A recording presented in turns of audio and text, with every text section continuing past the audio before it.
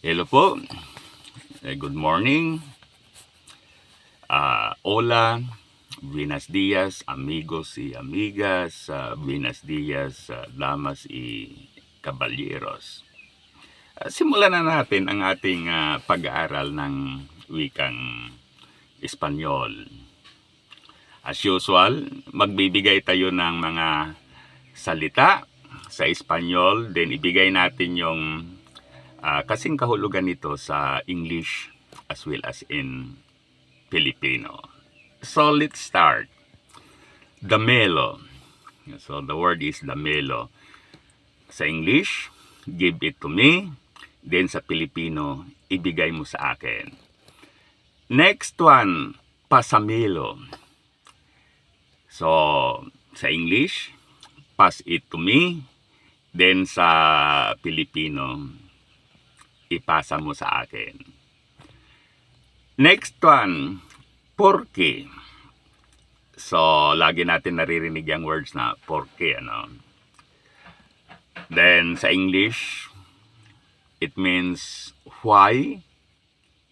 Then, sa Filipino, bakit. Next one, nonka. Nonka. Ang kasing kahulugan nito sa English ay neighbor o neighbor. So sa English, sa Filipino, hindi. Okay, next one, parami. Parami. Mayroon din words yan sa Filipino, parami. But sa salitang Espanyol, parami means for me. Dahil yung para is for. Then me, for me. Okay. Next one, para me. For me. Sa Pilipino, para sa akin. Next one, para ti. Para ti. So, sa English, for you. Then sa Pilipino, para sa iyo. Okay. Next one, como. Okay, como. Sa English, how. I repeat, how. Then sa Filipino, paano. Next one, para siyempre.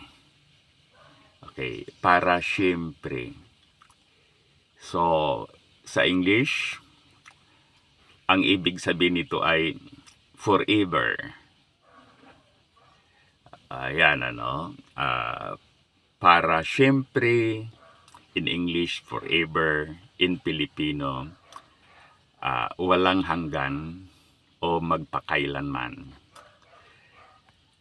Next one, qual. Qual. Sa English, it means which.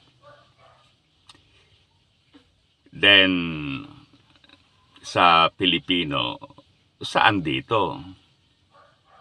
Okay, which. Next one, tesoro. Tesoro. Ang ibig sabihin nito sa English ay treasures. Ayan, tesoro, treasures.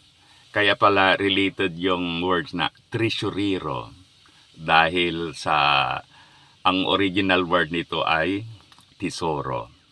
Kaya tesoro means treasure sa English, din sa Filipino ang ibig sabihin nito ay kayamanan. Kaya like Yamasita treasures.